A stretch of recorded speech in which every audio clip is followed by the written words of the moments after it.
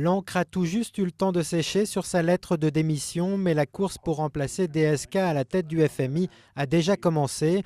Une course qui va opposer les pays émergents face aux Européens qui ont toujours dirigé l'institution.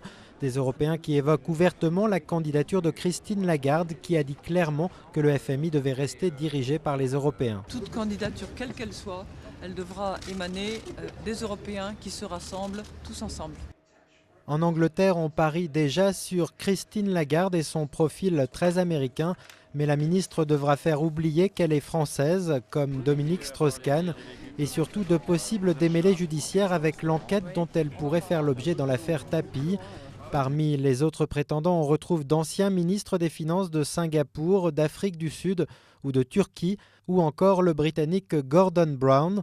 Les pays émergents ont clairement fait savoir qu'ils entendaient secouer un peu la vieille institution en espérant y faire nommer l'un de leurs économistes.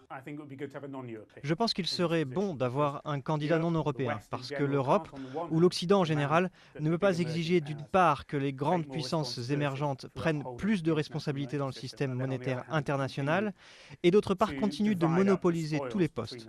Toutefois, à ce stade, lorsque nous avons un aussi grave problème en Europe et dans une perspective européenne, il est important que nous ayons à ce poste quelqu'un qui comprend l'Europe. La Grèce est peut-être le pays le plus inquiet dans l'histoire. Renflouée l'an dernier par l'UE et le FMI, elle négocie un nouveau plan d'aide financière et a tout intérêt à garder un Européen pour remplacer DSK. Je pense qu'il aimait la Grèce. Il aurait changé quelque chose, il aurait fait quelque chose. Une chose est sûre, le remplacement de DSK doit intervenir au plus vite et à une période toujours délicate pour la zone euro, la clé de cette succession passe sans doute par une bonne entente entre les piliers que sont l'Allemagne et la France.